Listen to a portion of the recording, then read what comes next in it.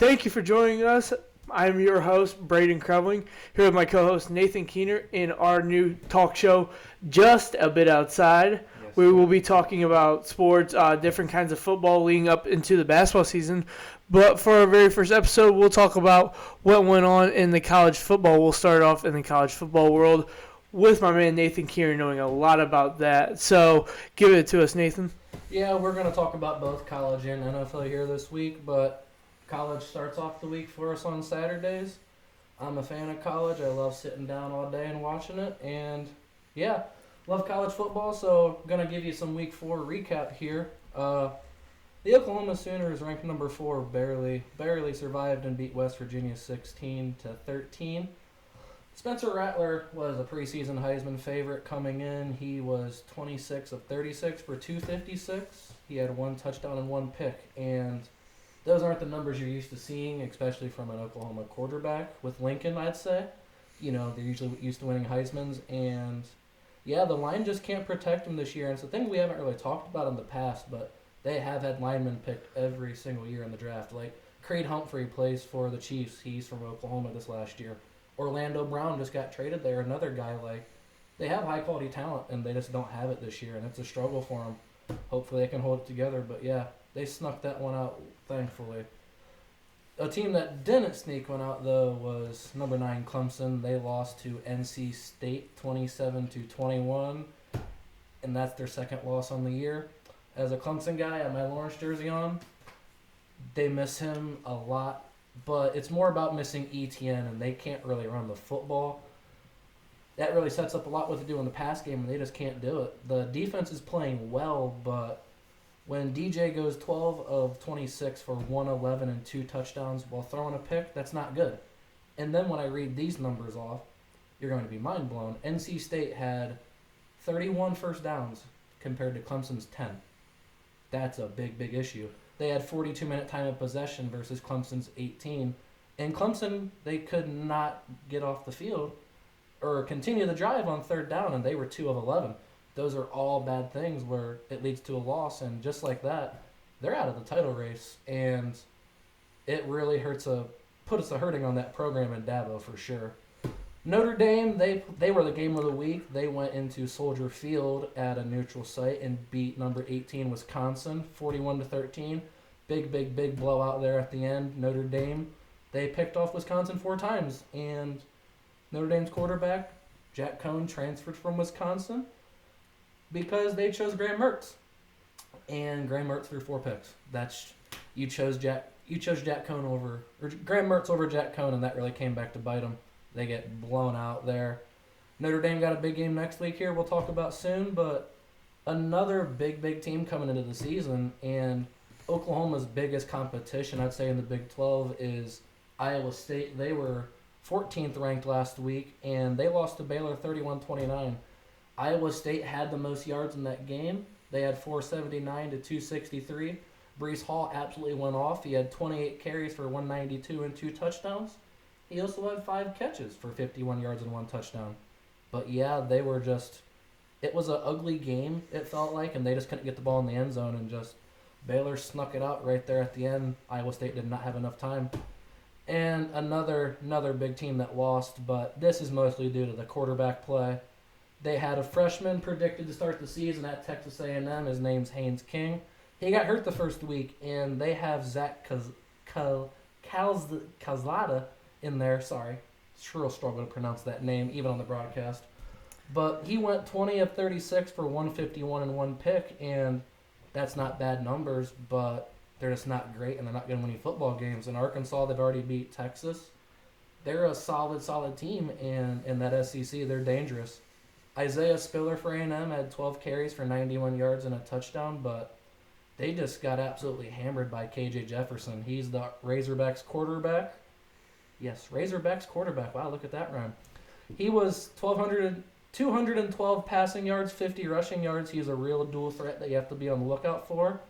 But they had 7 people have carries, and they had 49 carries for 195 yards as a team.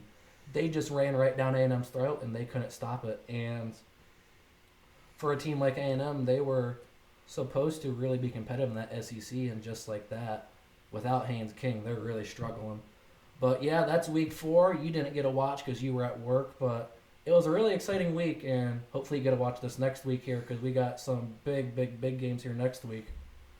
We got, to start off, the Razorbacks we just talked about. They go to Georgia. That's 8 versus 2 now, and you watch that opening night game. Georgia put it to Clemson, and their defense is nasty. And just like I said, that Razorback has that dual threat quarterback in Jamar Jefferson, and we're really going to see what they can do. Arkansas, like I said, they run the ball a lot. They are the 16th ranked rushing offense in the nation, and that's versus Georgia's 2nd ranked D and 17th rushing ranked defense. So which one's going to be the deciding factor there? Which one's going to break? Because both of them can't. You can't be that good of an offense and that good of a defense. They're going to collide. One of them's going to go up and down. And yeah, Arkansas, they have a good defense too that's really slept on. They shut down Texas. They shut down A&M. And they're the 25th ranked defense. But the Bulldogs, yeah, they're number 2. And they're trying to compete with Bama, but the question's about their offense, and you've seen it. It's not that good. It's led by JT Daniels and Zamir White. James Cook is Dalvin's brother. Those 3 got to step up this week. And for Arkansas, Treylon Burks is one of my favorite guys. We talked about him in an article on Crev's Corner. And he's a guy in this NFL draft class that's one to look out for. He's a big guy. Comps to Josh Gordon. And, I mean, you're a Browns fan. You saw prime Josh Gordon. Pretty damn good. But, yeah, him and KJ Jefferson, they really got to step up. If they have a chance in this SEC, it's got to start. It's got to start Saturday at Georgia, and that's a tough game. Hell of an atmosphere that I'm looking forward to watching. I hope you get to. But another big game, a really big game, especially for Ohio people. Not Buckeyes fans. We're not talking about them. We're talking about the Cincinnati Bearcats and the former Ohio State coach Luke Fickell. They were on the verge last year of the playoffs, and they didn't get in. They didn't have those big key games. They just beat Indiana at Indiana. They had a bye week last week, and now they go and travel to Notre Dame. And we just talked about Notre Dame team winning. Notre Dame, I don't know how they keep winning. They are the 128th ranked defense in the 141st ranked offense. But it really gets you when you realize they are the 221st ranked rushing offense. And that's what they future first or second round pick easily in Kyron Williams. They just can't get him going this year. That line is new and it's inexperienced. And they had that line there for a long time, and it's new guys, and they're struggling. But they got to protect Jack Cohn, and he's got to get the ball to Michael Meyer. But it's going to be tough with Cincinnati. They got Desmond Ridder. He's a legit Heisman guy. He's going to be a high draft pick in the NFL. He's a guy teams like. It all matters. It all depends on what that Cincinnati defense can do. That's what they pride themselves on. Kobe White and Sauce Gardner, they really got to shut down that Notre Dame offense, even though it's not that good. You got to slow them down. That's where they really key into that defensive side. Be really great if they can get a pick. Really nice, just get a defensive score or anything like that. I really think they can win that game and vault themselves right into that playoff race, especially with teams like Clemson and that going down, wouldn't you say? Yeah. I mean, teams going down like that, that's a team like Cincinnati, they can finally make it in this year. Moving on to the next game, we got Ole Miss at Alabama, and another big game. And I remember watching a few years ago when Ole Miss went into Bama, and they actually did beat them. That was with, it wasn't DK, it was before them. It was with the Laquan Treadwell on that, and they were a solid team. And this one reminds me a lot of them. They got a dual threat quarterback in Matt Corral, and Alabama, they got pretty good on their own, and Bryce Young, they're putting up a lot of points, both of these teams. Ole Miss has the second ranked offense. They have 298 rushing yards per game for 5th, and 336 yards per game for 18th in the country, for 635 total yards a game. When you say that's a lot. Yeah. So which one's going to break here, that Bama defense or Ole Miss? We're going to see. Bama's got an offense of their own. They've put up 460 per game, and when you just compare them, that is a huge drop-off, especially for Oklahoma. Alabama. I'm sorry about that. They have a lot of weapons of their own, but Ole Miss has a hell of a trio in that backfield with running the ball. They got Jerrion Ely. He's a guy that's really a scat back and just gets out. gets out, runs, and you really can't slow him down. He's got 188 rushing yards. Henry Parrish, he has 176. And Corral, he has 158 rushing to go along with almost 1,000 passing yards. He's 3 short there at 997. He's got 9 touchdowns, though, no picks. Real dual threat quarterback you got to look out for. He's climbing the draft boards faster and faster and faster every week with these quarterbacks struggling. But like we said, Bryce Young, he's there too. He has 1,128 passing yards on the season, 15 touchdowns and 1 pick. So not too shabby numbers. But this Heisman race is going to come down to this game. And I highly suggest, if you're not doing anything on Saturday, to turn that game on. If you love offense, just please turn that game on. You will not regret it. Moving on to Oklahoma here, we've talked about them and their quarterback, Spencer Rattler. They've lost 2 straight years to Kansas State. It's a game that sneaks up on them and they lose. And luckily, Skylar Thompson, he has not been declared out, but he is very, very doubtful, I've read. And yeah, he's a key guy that's helped them win the past few years. They are 186th against the pass, though, on defense is Kansas State. So I feel like Oklahoma struggled with that offense all year, but if they can protect Rattler, they can get some big plays and hopefully pull out that win. They just got to slow down Deuce Vaughn. Deuce Vaughn is a big name from Kansas State. Reminds a lot of people of Darren Sproles. He's only 5'6", really mighty guy, just small, but yeah, hell of a talent there. But the last game is one of my favorites, and we have 2 big-time quarterbacks here. We got Jaden Daniels versus Dorian Thompson-Robinson, and that is Arizona State versus number 20 UCLA. And this game is going to be for that Pac-12 title because USC has already lost some games. They're not the most solid we've seen, obviously. And these are the 2 teams at the bottom of that South that are going to go compete with Oregon at the end, hopefully. Both of their losses, they do have a loss, both teams, but they are 2 non-conference teams. Arizona State lost to BYU, UCLA lost to Fresno State, and those are 2 very, very solid teams. Even Fresno State, they are in the rankings in the top 25 and damn good.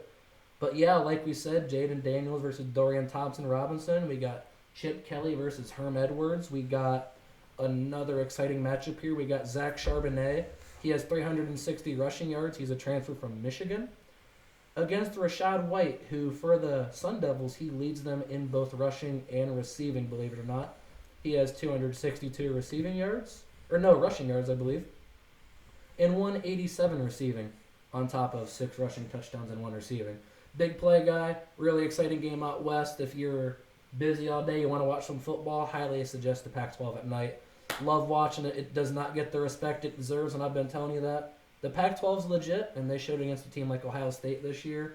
UCLA showed it against a team like LSU. Like, the Pac-12 is legit this year, and I'm so happy because there's been conferences struggling like that. They've been shit on. Everyone's old the Big Ten, old the SEC. All five Power 5 conferences are good, and they need to be talked about, especially the Pac-12. But yeah, that's it for college football. Like we said, Creveling, he knows college football. He watches it. He just doesn't know as much as me, and that's seems like flaunting, but I pride myself in knowing college football, especially them guys getting to the pros. But yeah, we open with that. Now you get a chance to talk here finally. Might be good for you. And yeah, what do we got next? Yeah, we'll talk about week 3 in the NFL. We had some exciting games going on. Thursday Night Football, Sam Darnold and the Panthers continue their undefeated season, winning against the Texans 24-9. Going into Sunday, Herbert outshot Mahomes in their Sunday game. Chargers win 30-24, send the Chiefs to 1-2 record, which back losses for the Chiefs. That's big. Yeah, especially in the division where you still have 2 undefeated teams in it. We'll talk about that later. Washington football loses to Josh Allen and Emmanuel Sanders. What a weird connection that leads them to a victory, 43-21. Going to the AFC North matchup, the Cincinnati Bengals take down the Pittsburgh Steelers 24-10. Staying in the AFC North, the Cleveland Browns hosted the Chicago Bears and won 26-6. The New Orleans Saints visit Foxborough and beat the Patriots 28-13. The Ravens take down the Lions 19-17 after a miraculous new NFL record kick from Justin Tucker. Amazing. Absolutely amazing. Going to the AFC South, the Tennessee Titans beat the Indianapolis Colts to send them to 0-3 record. They beat them 25-16. Going to Arizona, Jacksonville, the Cardinals beat the Jacksonville Jaguars 31-19. Going to an NFC East matchup, or not matchup, my apologies. We have the Falcons beating the Giants 17-14. The Oakland Raiders took a victory against the Miami Dolphins and won 31-28. Las Vegas. Come Las on. Vegas Raiders. Come on now, man. Not Oakland, Las Vegas. You're good. Come on now, you're good. The Denver Broncos beat the New York Jets 26-0. The Jets look bad this year. Yeah, it was. I watched that game. It was on that 4 o'clock window, and it was an ugly one. Let's just say. Yeah. A very good game of the week, actually, me and Nathan talked about. The Los Angeles Rams, I think, stunned a lot of people and beat the Tampa Bay Buccaneers 34-24. And the score does it justice now, but it was a 2-score, 3-score game the whole game. The Minnesota Vikings get their first victory of the year by beating Russell Wilson and the Seahawks 30-17. And then the Sunday Night Football game, Aaron Rodgers and the Packers beat the 49ers and gave them their first loss of the season, 30-28, behind a Mason Crosby game-winning field goal. And for Monday night, the Dallas Cowboys beat their in-division rival, the Philadelphia Eagles, 41-21. Yeah, it was a good week of football, and like you talked about, I'd say the first game we should really talk about is that Rams-Buccaneers game, and yeah, the Rams, they just came out hot. They got a big deep ball to Deshaun Jackson. He had 3 catches for 120 yards and a touchdown.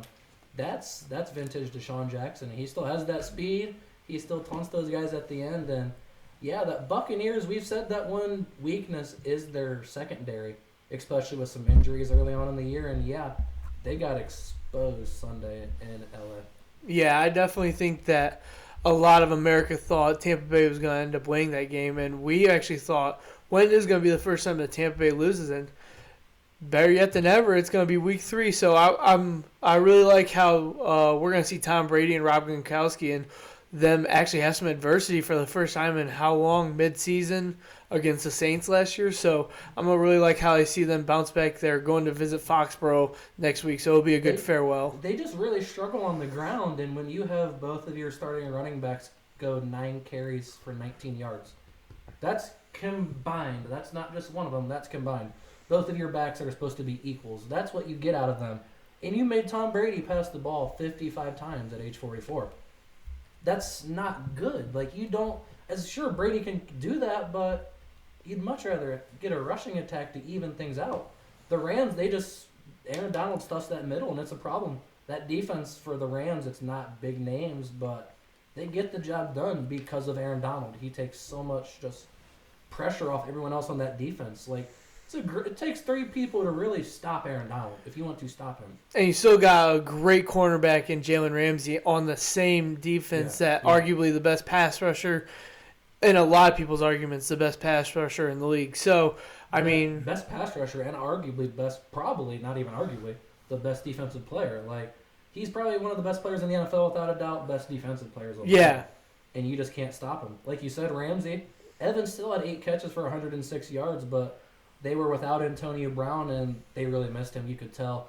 Even Chris Godwin, he had 6 for 74, but they had to get a rushing touchdown to get in the end zone, both by Godwin and Brady. They didn't have a passing touch, or they had 1 passing touchdown, I'm sorry. But yeah, Godwin had to get a rushing touchdown to get in the end zone. And you got to think, where was Gronkowski this whole time? He popped off having 4 touchdowns in week 1 and week 2 and disappears in week 3. So obviously... Tom Brady has his hands tied when it comes to this game, and his weapons, you got Gronkowski on an off game. You got Brown missing as that slot guy that they can dump to from time to time for a big play. And for as much as we want to talk about that, he still had 432 yards, but it was more about Matthew Stafford. He was 27 of 38 for 343 and 4 touchdowns. That's big time for Matthew Stafford. And Cooper Kupp has been his best friend. He's getting the Calvin Johnson treatment for sure. 9 catches for 96 yards and 2 touchdowns. And as a guy that likes Robert Woods, man, they sure are forgetting about him and love them some Cooper Kupp.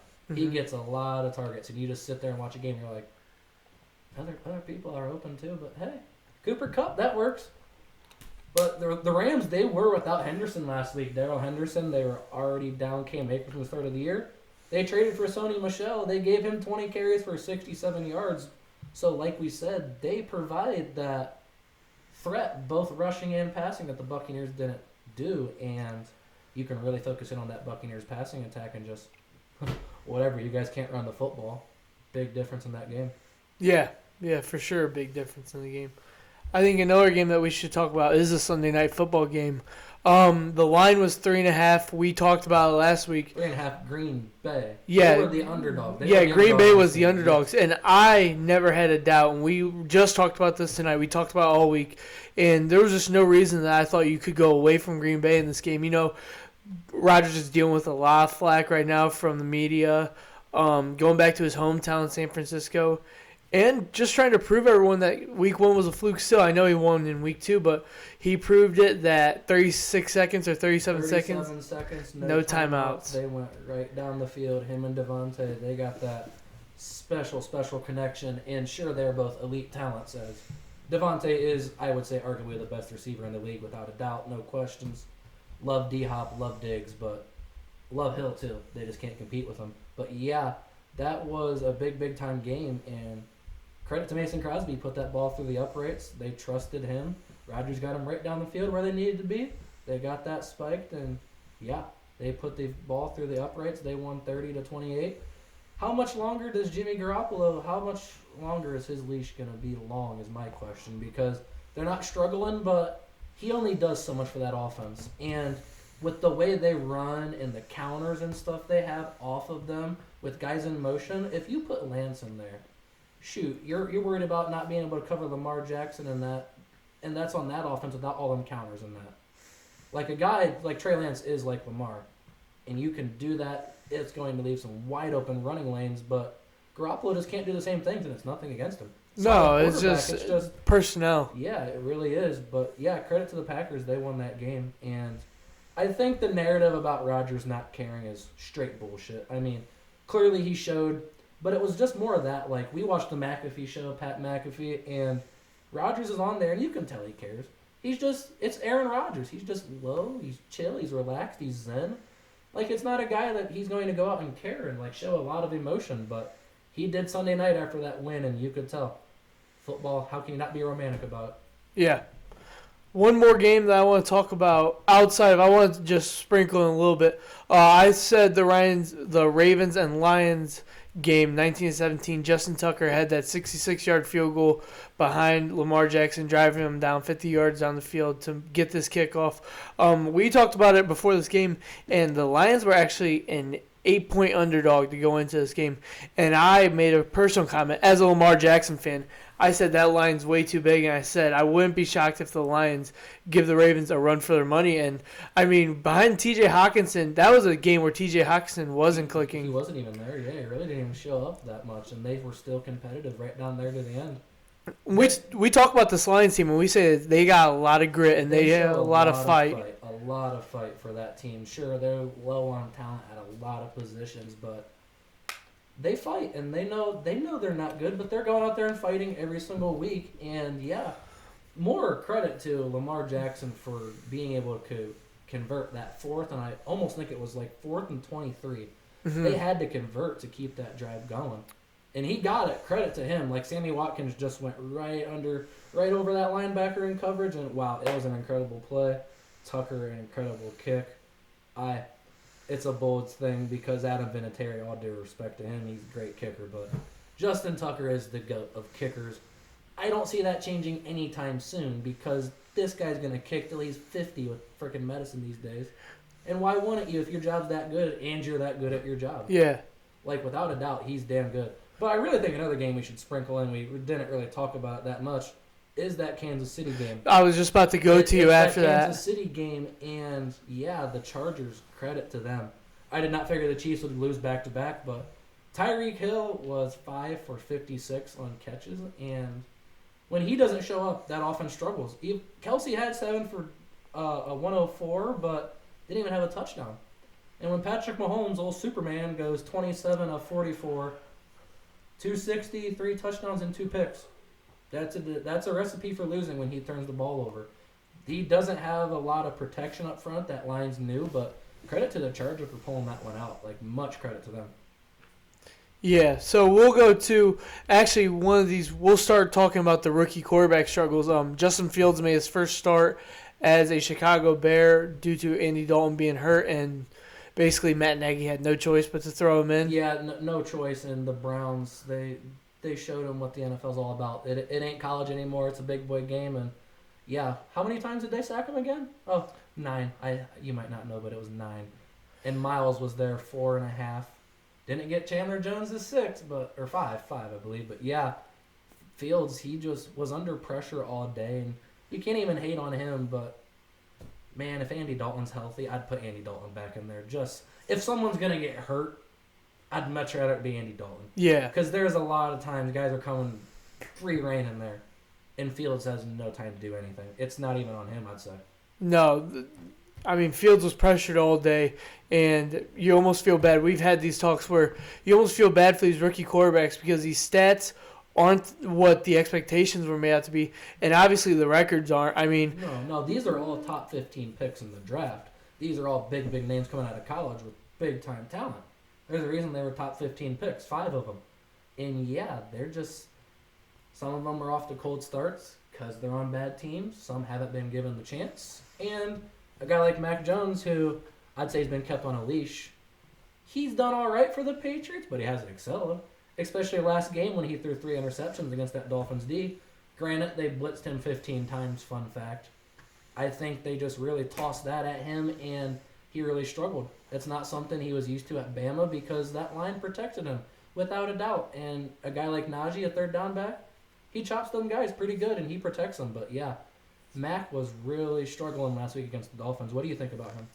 yeah, I like Mac Jones. I think he was. We talked about it. I think he is put in the best situation out of all of these quarterbacks, and with the limited but still has weapons around him compared to the Jets, the Jaguars, and the Bears.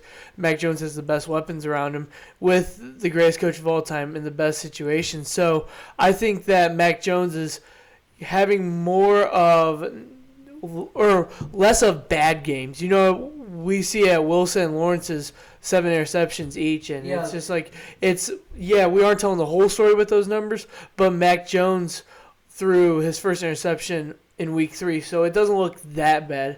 But I don't think we're getting the full Mac Jones. I think if Belichick lets him off the leash and lets him throw the deep balls, I think that those numbers are spiked, touchdowns and interceptions. Belichick, and not even just Belichick, it's also Josh McDaniels. They're really smart. They like protecting the ball, especially with how good their defense has always been. They're smart about protecting the ball, and last year Newton struggled with it, and that's why he got pulled. Big reason. And Mac, he was pickless on the year until last game he threw 3. That's a big problem. But he has been sacked 6 times, been knocked down 17, and has 6 hurries. He doesn't have the best of protection in front of him, but compared to these other guys, damn, he's got amazing things in front of him. Like, we're going to go through some of these other stats, and it's incredible. Like, he has the best protection without a doubt, and he's still just, granted, he hasn't been let off the leash, but still, you got to do, he's got to go win some games for them. They can't win it on that rushing attack, and I don't know if they will let him, is my thing. Don't know if they'll let Mac Jones do that this year. No, I don't either. So, moving on to our next subject, we are going to play a little fun game called Not Worried, Slightly Worried, or Very Worried about the 1 and 2 teams that are in the NFL. So, all the 1 and 2 team records in the NFL are the Miami Dolphins, the New England Patriots, the Texans, the Steelers, the Kansas City Chiefs, the Washington Football Team, the Atlanta Falcons, the Seahawks, the Bears, the Eagles, and the Minnesota Vikings. So, Keener, who are some of your teams that are not worried? Yeah, these 11 here, there's a few that you really shouldn't be worried about, and I'm going to start with the Dolphins. Tua's been injured, and even I'm not a Tua fan. It's just, you're down your starting quarterback. It's a big thing. He's out till minimum of week 6 because he's been placed on the IR. That week they play the Jaguars, so it would be a good game to get him off if he's healthy. With that rib, Brissett's in for him now, and he has the Colts, Raiders, and Buccaneers coming up. So a little bit of a struggle there until Tua gets back. But Will Fuller's only played one game off that suspension last week, and when you have these games at the end of the season, week 15, or weeks 11 through 15, you have the Jets, Panthers, Giants, the bye, and the Jets. Those are almost for sure, I would say by that point, for sure wins for them. So just to have 4 wins at your back pocket and a bye week, I feel like you really should not be worried. What do you think? I actually had the complete opposite. I thought the Dolphins should be very worried. I think that go without your quarterback, who is young and still like learning the secret ways of the NFL.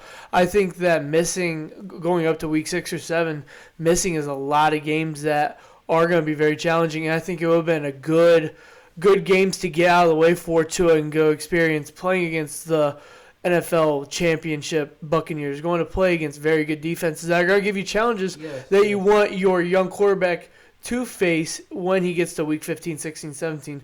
So I think the Dolphins should be very worried about it. But again, with the weaker schedule later down the road, it could save them in the long haul. You need 2 division wins, you got the Jets and Jets right there. So I can respect that. Another team I'm just a little slightly worried about. No need to panic here. That's the Washington football team. Fitzpatrick's out 6 to 8 weeks with his hip injury, and he's getting back that week is the bye week, week 9. So you can get him back, possibly get him fresh, get him playing, practicing a little bit, and then come off and play the next week. But a guy like Curtis Samuel just returned to practice today for the first time. He had some groin troubles, and Antonio Gibson's really started slow for them. He's a guy that they expected a lot of things out of, and he's really started off slow. They've had some penalties in the back end that continued drives for them. Really, they should clean them up with that pass rush.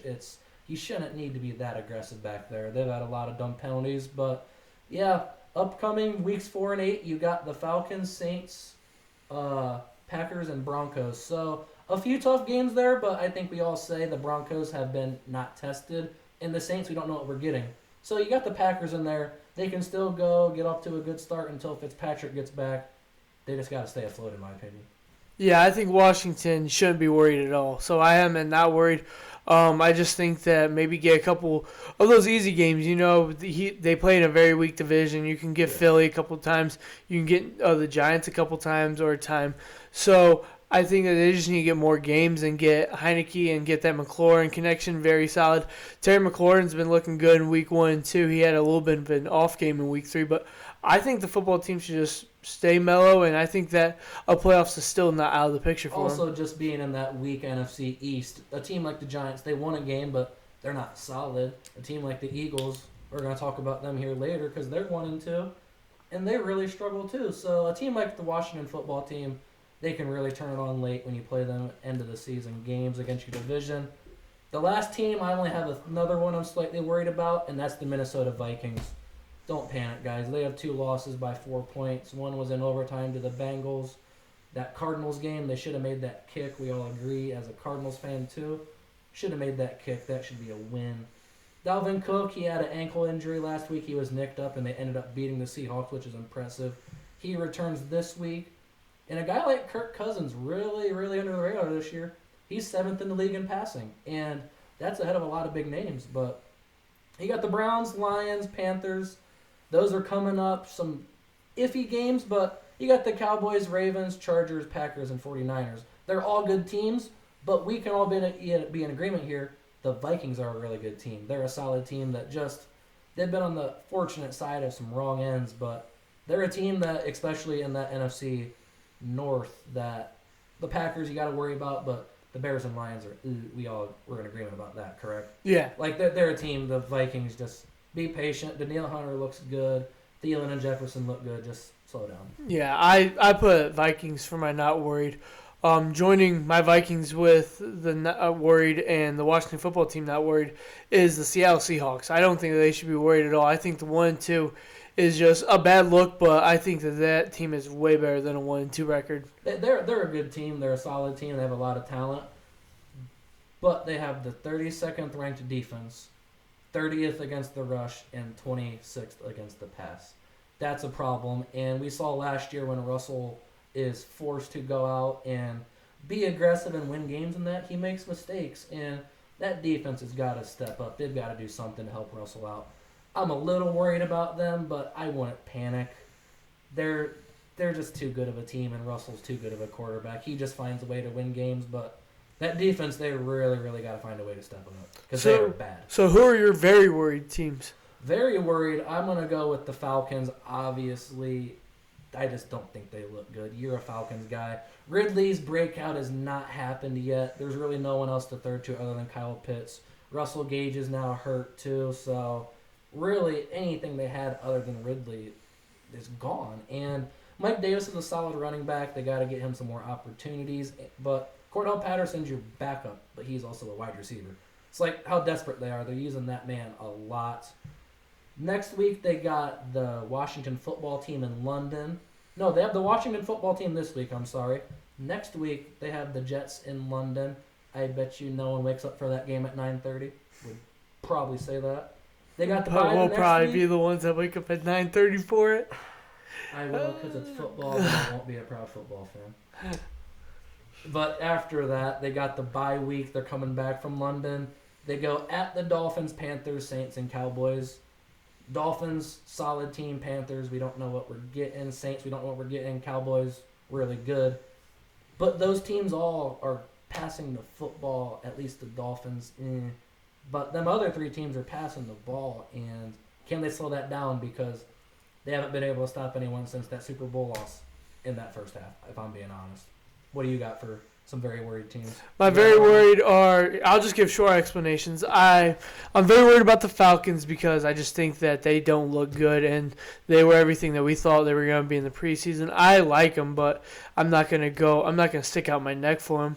Same with the Texans. The Tyrod Taylor injury is still an unfortunate situation. You got to roll with a rookie quarterback, Drew Mills, for Davis Mills for weeks. Tyrod's out till week 5 minimum. He got put on that short-term IR with that hamstring. Hopefully he can get back. But Texans were never a high standard to go into the season. And now you take away the most skilled player on their roster. See, now that's why I feel like if they're not expected of a lot of things, the Falcons weren't, but we didn't expect anything out of the Texans. Sure, they've been competitive in games, and credit to them. Like they gave the Browns a run for their money, and they're competitive, but shit, they're the Texans. They're fighting for that first pick. I'm worried about them, but shit, very worried.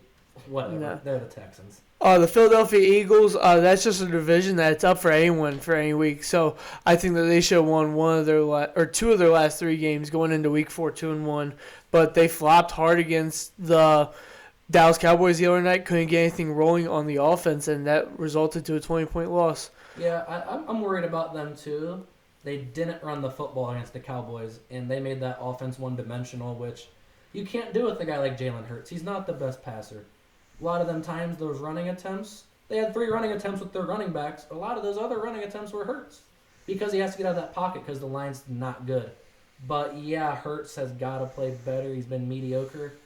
They got the Chiefs, Panthers, Buccaneers, Raiders, Lions, Chargers coming up.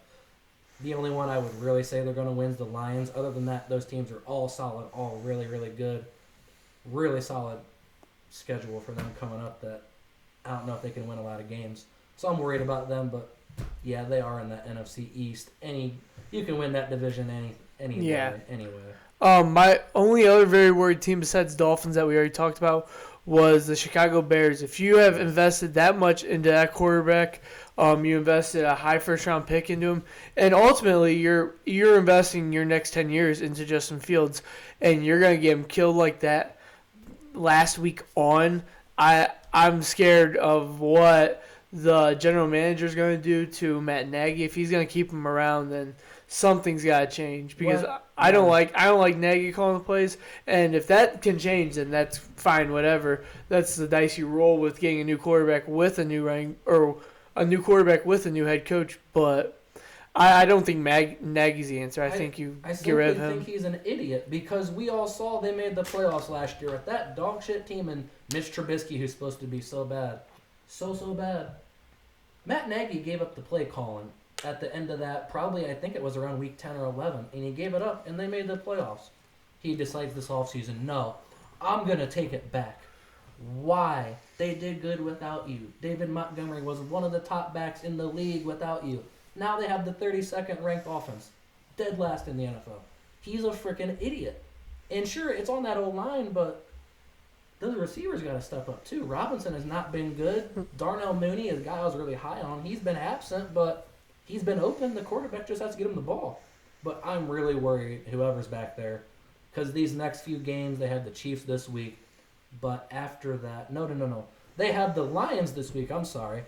And then they're at the Raiders, Packers, at Buccaneers, 49ers, and at Steelers. Those are all nasty, gnarly pass rushes. Mm-hmm. There's no off week to just learn. Like, some week it'd be nice to just have a little bit of protection, get some time and throw. That's not going to happen with this offense. And with those games coming up, yes, I am very, very worried about them. Very worried. So there's only two teams that we haven't talked about: the Pittsburgh Steelers and the Kansas City Chiefs. New England Patriots too. New England Patriots. These are my three teams Patriots that team, I have. I'm very, very worried about. I don't know what you think, but I'm slightly worried. I'm very, very worried about that team because weeks 4 through 10 they face the Buccaneers, Texans, win, should easily, but then you have the Cowboys, Jets, win, okay. Then you're at the Chargers and at the Panthers. Even though the Jets and the Texans are bad, they still have really good defenses. Yeah. And they've been fighting in games. And that defense is not that good. I don't know, it's still good, but without a guy like Stephon Gilmore, who's out till at least week 6 with that quad injury, he's on that PUP list, and he can't get off till then. And without him, that defense is not the same. Also, that offense will not be the same without James White. Those weapons around him are just not playing up to what they should. And then losing a guy to the backfield like White, that's a problem. Because your other pass-catching running back was Michelle. You shipped him out. Harrison doesn't really do that. You got Ramondre Stevenson, you don't really do that. You're going to rely on J.J. Taylor, who's a 5'7" scat back that you don't really expect a lot out of. If you want any security blanket for your quarterback, that's who you're relying off of. I'm just really, really worried about that team. I really am. They are on the verge of falling really far behind in that division. And a team like the Bills, even the Dolphins, I'd say they're better than them without a doubt. You can't fall behind that far and still expect to win games. Yeah, when we talked about New England this offseason, that was a team that you knew you weren't going to win that division because the Bills, they aren't playing good right now, but they lost week 1, but week 2, week 3, and Josh Allen is going to get on a roll with, I'm not concerned about him at all. That's a clear-cut division favorite. But when you talk about wild card spots, Patriots were in that mix of teams that could secure one of the three going in. And, like I said, my only thing is you can't fall too far behind in a spot that you aren't guaranteed to have. No. And Dolphins is the same case. They can't fall too far behind if they want to make the division or want to make the playoffs too. I would almost for sure say they're going to lose this week against the Bucs. So then you are 1-3. You go to the Texans. That's just making it more games out. You're going to the Texans. You should get a win. So you're 2-3. Cowboys, 2-4. Jets, you're going to have 3-4. But then that Chargers and Panthers game, I still think those are both L's. Yeah. Because that Panthers pass rush will really get to you. Burns and Reddick are a nasty duo that you got to worry about. That line has not really been protecting him as they should. We've talked about that. What do you think about the Steelers? What do you think about the Steelers? We haven't talked about Steelers are slightly worried because I don't think they had high expectations on the team as a whole. You know, they won the AFC, or did they win the AFC North last year? They had to. Yeah, I think they did. Yeah, they did. Beat them in the wild card. Yeah.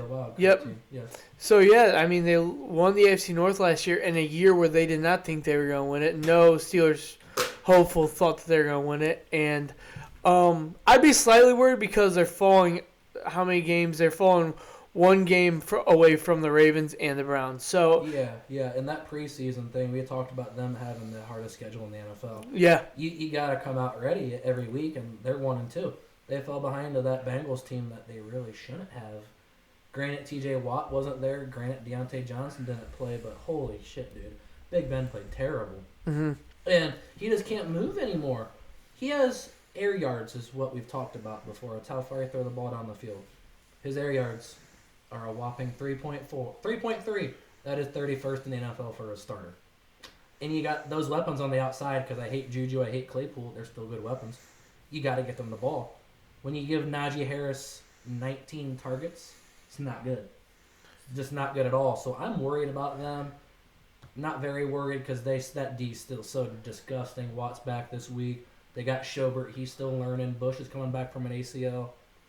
You gotta protect Big Ben. We don't like him, but damn, dude. Gotta give the dude some time to throw. I'm slightly worried that Big Ben isn't the quarterback that's going to give you the best chance to win on Sunday.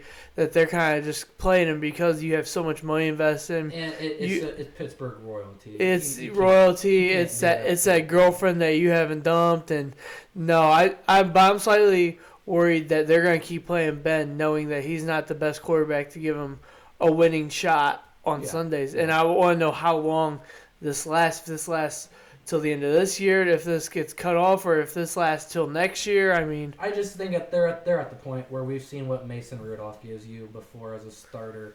It's not going to be anything great, but damn, at least he can throw the ball down the field now. Yeah. But a guy like Haskins, you would like to get him some time at some point, but is he ready? Is he ready? Has he learned enough in that time that he sat out? There's a lot of questions on that offense that starts with that quarterback, starts with that line, starts with them front six, and they got to do something. But the last team we got to talk about here is the Chiefs. What do you think about them? I go with slightly worried. I'm not going to go not worried because you are 1-2 in a division that has two, not one, but two undefeated teams. So you don't want to fall too far behind in a team that's expected by everyone to win this division. But again, it is the Chiefs. They have three legit bona fide superstars in this league. So I'm in between. I'm not very worried at all because you have Patrick Mahomes, top 3 quarterback in the league. You have Tyreek Hill, arguably top 5 wide receiver in this league. Travis Kelce, best tight end in this league. So they got the weapons. They could win out, and I wouldn't be shocked. Oh no, I wouldn't be shocked, but I'm worried about them. I really am. They're right in that middle where that line is really, it's iffy, it's young, they're just learning to come together. So I'll give them some more time. But Tyreek Hill has been absent these past 2 weeks. We said he had 56 yards last week. Well, he had 14 the week before. So he has 70 yards in 2 weeks after that 170 against the Browns to start the season. He's got to show up. They got to get him involved.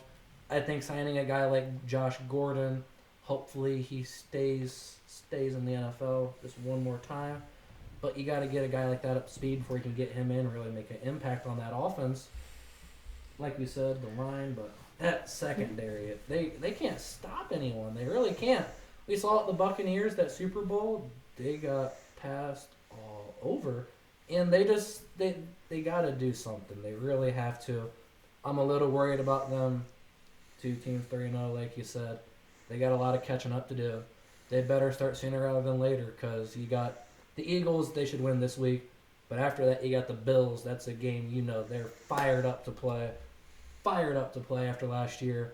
The Washington football team, just a nasty defense where if they can't protect them, Mahomes really struggle. You got the Titans, you got the Packers, the Raiders, and the Cowboys. The only easy team you have in there is the Giants. They really got a tough schedule coming up, or they better figure this out sooner rather than later, and that line better start protecting him sooner rather than later before Washington comes into town, or he's going to be in trouble. Now we're going to look at our Week 4 matchups that we have for Thursday, Sunday, and Monday. Got a few good ones this week, that's for sure. So starting off tomorrow, or Thursday night, we have the 0-3 Jacksonville Jaguars against the Cincinnati Bengals. Yep. That's the battle of number 1 picks these last 2 years, and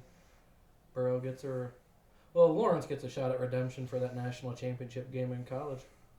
Yeah, I think Burrow is going to lead the Bengals to a victory this week. Yeah, I had the Bengals winning that as well. I'd love to take the Jags, but just don't think they can get it done. T. Higgins out for that game, though. Jamar Chase, Tyler Boyd really gonna have to step up. So we're gonna go through all the Sunday games, just a couple sentences here and there, but we'll try to pump this out. The 3-0 Panthers are playing the Cowboys. Yep, I'm gonna take the Cowboys there.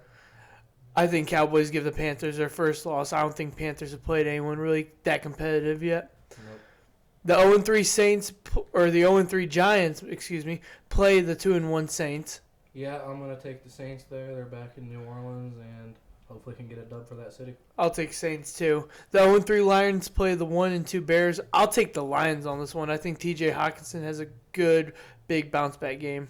I'm taking the Lions as well. I think they can get enough pressure on Fields there at home where they can affect them and hopefully get that dub for their first one. Washington football team plays the Atlanta Falcons. I'll take the football team. Yeah, football team as well. Don't really need to explain that one. Cardinals play the Rams. Who are you having? This is one where the Rams, we're going to talk a little bit more exclusive about this one. Because as a heartfelt Cardinals fan, last year that Week 17 playoff game to get into the playoffs, Kyler went out the second series of the game really early on, and Chris Streveler came in, and they were not able to pass that football. Miraculously, Kyler came in for the last 2 drives, and they doubled the yardage they had in the whole game with Streveler. So I really think the Cardinals, this is a revenge game for them. Going into SoFi is going to be tough, but I do have the Cardinals winning. It's revenge. It's time, because they should have been on that playoffs last year if Kyler did not get hurt. I'll take the Rams just to go opposite, but I really like the Cardinals pick. I think that it can happen. I don't think that it's out of the question. It's going to be a great game. I'm looking forward to it. Seahawks and the 49ers play each other. Seahawks are 1-2, 49ers 2-1. I'll take the Seahawks here. Yeah, this is the other battle of the NFC West, and this one really matters. I have Seattle going down to 1-3 and the 49ers winning.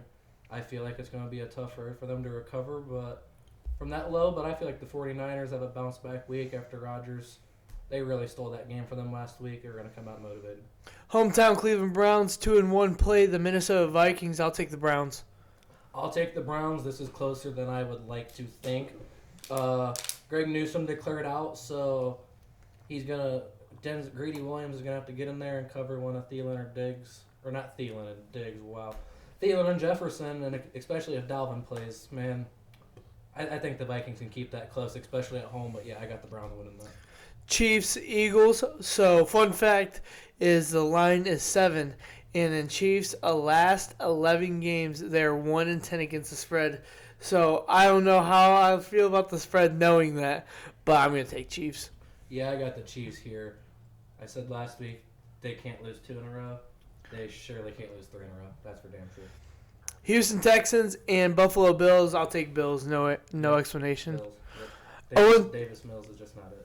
0-3 Indianapolis Colts visit the Dolphins. I'll take Colts winning their first game of the season. Yeah, I have the Colts as well. Brissett, I just think Buckner and them boys are going to be able to get enough pressure where it's going to bother them enough. Tennessee Titans play the Jets. Don't even need to answer this one. Yep, we're going to take the Titans without a doubt. Probably a steamroll. I will say Corey Davis revenge game. Watch out. The Baltimore Ravens are looking to give Broncos their first loss of the season. I think they do. I slammed this line. Ravens are going in as an underdog, but the odds are almost even. I take Ravens, no doubt in my mind. One of my favorite players, Rashad Bateman, hopefully stepping on the field this week, but it doesn't matter. I'm taking the Broncos. I know they haven't played a lot, but they've dominated in the games they should have. They clearly stepped it up. I think Von Miller, Bradley Chubb might be back. That secondary is really strong. Lamar might throw a pick or two. They can really stop the run and just score enough points. I got Denver in that one. Especially at home. Steelers play Packers. Packers looking good at Sunday Night Football. They go 2-1. I have Aaron Rodgers in this one. Yep, I have the Packers as well, going back there to Green Bay. Taking Tom Brady going to Foxborough for the first time, being a Buccaneer. I take him winning in New England. Yep, this is that return. This is also Gronk's return. Gronk's questionable, but I don't think it matters. I think Brady throws about 5 touchdown passes, and yeah, I just don't think the Patriots have anything, especially if Antonio Brown steps back on that field. Good Monday Night Football game, probably the best one we've had up to date. We will have the 3-0 Raiders led by Derek Carr and Darren Waller playing against Justin Herbert and the Chargers, who just came off a Kansas City win. I'll take Justin Herbert and the Chargers. I'll keep that train rolling. I'm taking the Chargers as well. They were able to slow down Kelsey last week. Now you get probably the second best tight end, in Waller, and they showed they can just contain them enough. They can contain Allen possibly. They contained Hill. Yeah, I got the Chargers winning this one. It's going to be a really good game. Really good game. Really fun game, yeah. Now we're going to move on to the lines that are locks of the week. So me and Keener are fellow sports bettors, just like a lot of our fan bases probably. and what will be.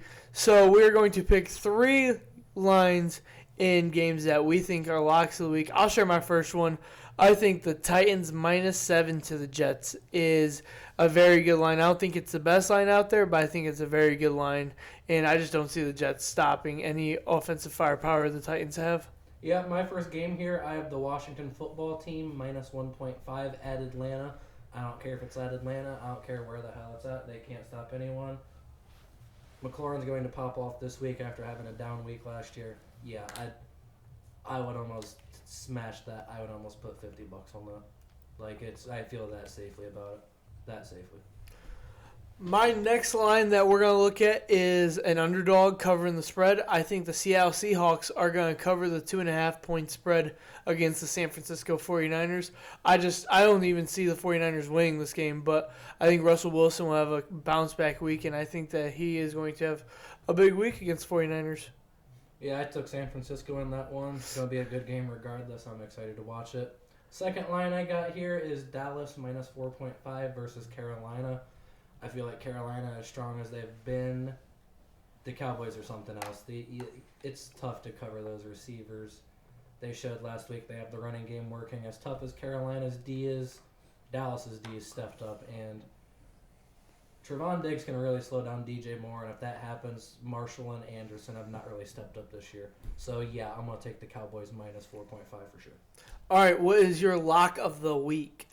Lock of the week, I have the Tampa Bay Buccaneers -7 at New England. I don't care. It's Tom Brady's homecoming. That's Tom Brady Stadium. It's not Bill Belichick. Brady's the one that's used. I saw the forecast is calling for rain. Who doesn't know Foxborough ran like Brady? He's going to be comfortable there. It doesn't matter. Mac's not going to be used to that. He really is not. So if the advantage comes down to the weather, I'm taking the Buccaneers already. Definitely smashing that for sure. My lock of the week, I think, is Pick'em. It's +1, -1 line. But I think the Ravens are going to really go to Mile High and put a beat down on the Broncos. I think that this line is favored to the Broncos just because they're 3-0, and the Ravens were 0-1 at one point in the season. But I think Lamar keeps this train rolling of just playing simply good football. I mean, he didn't play super hot in the fourth quarter against the Lions, but you only need one drive to win a game. Yeah, it hasn't been sexy. They've had enough injuries on that team where it's okay to win ugly, and they've won ugly. Credit to them. So moving on to our fantasy players this week that we like to watch for. I'm not as big into fantasy football as Nathan is, but I do have 3 names that are not typical household names. One is, but not the other 2. So my first name I'm going to go for, he rushed 14 times last week for 47 yards, had a touchdown, but the key thing about this running back is he gets a lot of yards off of catches, has 7 catches and 60 yards against the Bears last week, or against the Bears. He's going to go up against the Bears. That is DeAndre Swift. I think DeAndre Swift is a great fantasy back that a lot of teams wish they had and wish they drafted in this past year's draft, but yeah, I think that DeAndre Swift is going to show that versatility for getting points on the ground and through the air. Yep, for sure. I love Swift. Excellent back. I got him in a lot of leagues, and you can bet he's in the starting lineups. The first name I got here, I mentioned it being his revenge game, and that's Corey Davis versus the Titans. The Titans have really struggled to defend the pass this year. I saw it as a Cardinals fan. The Seahawks passed all over him. Lockett had a big game. The Jets' offense has got to get something going. The Titans really don't provide a pass rush, so I feel like Wilson, this will be one of his safer weeks, believe it or not. And yeah, just Corey Davis going back there. They don't really have any top-notch corners. Davis last week had 11 targets, I believe, just a big week for him. And he broke out last year, but it's just a matter of time before he breaks out on that Jets offense. Really just a matter of time. So yeah, got Corey Davis, revenge game against Tennessee. That is my top option that I would definitely try to go get this week. Now, my other 2 guys are maybe be on your fantasy team, but they might not. I have wide receiver from Indianapolis, Michael Pittman. He had 191 yards in 2 weeks on 14 catches. So I think that he can provide some valuable numbers. And who are they up against? I truly forget now. They are. Forget. They are playing the Dolphins. Yeah, I'm actually worried about that. I don't mean to steal your thunder here. Xavier Howard is there, and he's been a matchup problem. But, yeah, they don't have a lot of bodies to throw to. So Pittman's going to be targeted. All I got to do is be targeted. I love volume. He's going to get a lot of volume for sure. Yeah. Another, I like a guy here a lot. He scored 2 touchdowns last week, and now he gets the Houston Texans, and that's Zach Moss. He was inactive week 1. We're not really sure what was up with that, but Singletary is not really the lead back there either. Moss isn't really that much better, but he's just going to get a lot of volume, I feel like. They're going to be up in that game against them. Really don't feel like they want to blow their load on offense, so just turn around, hand it off, get out of there, and I feel like Zach Moss is definitely going to be the beneficiary of another blowout. Now, this wide receiver is probably not on your fantasy team, but he might have got picked up off waivers for having such a couple good weeks of football. And it's a name that you've heard in Pittsburgh. It's a name that you've heard in Denver. It is Emmanuel Sanders. He had 5 catches last week on 6 targets and still had 2 touchdowns. So, I mean, those are some quality fantasy points if you want to put him in a flex spot, if you want to put him at your last wide receiver spot. But I can assure you he's playing flex on my fantasy team this week. Yeah, he's definitely going to get some numbers against that Texans defense, that's for sure. Another guy I think is going to have a really big game is Taylor Heineke of the Washington football team. They play Atlanta, and the Falcons just aren't a good defense. Heineke's going to have I wouldn't say he had a bad week last week, but they had a bad blowout, and I feel like he's going to get McLaurin really involved. McLaurin down week last week, really going to get him involved. Samuel might be back on the field this week for them, who knows. Just I feel like they have a really good matchup against the Falcons for sure. Definitely going to take him. Streaming him in a few leagues. So to end all of our shows, I asked Nathan to come up with one bold prediction that will happen in the NFL, and I'm coming up with one bold prediction too, and let's see if we can make it work. We weren't 100% accurate last time we did this when we were kind of planning this show, but we were right. Yeah, last week I had Terry McLaurin going 4 catches for 35 yards. That was my prediction. He actually ended up with 4 catches for 60 yards against Tre'Davious White. So it was a bit bold last week, but this week, why not? Why not go even bolder? We got Derrick Henry going for 200-plus yards against the Jets. As crazy as that sounds, Christian McCaffrey had 98 in his first game back off his injury. Damian Harris and James White on that struggling Patriots offense combined for 82. And Melvin Gordon and Javonte Williams last week combined for 90. So just going off that, they're capable of giving up big opportunities to running backs. But when you realize A.J. Brown is going to be out, may miss 1 or 2 weeks, according to Ian Rappaport, with a hamstring injury.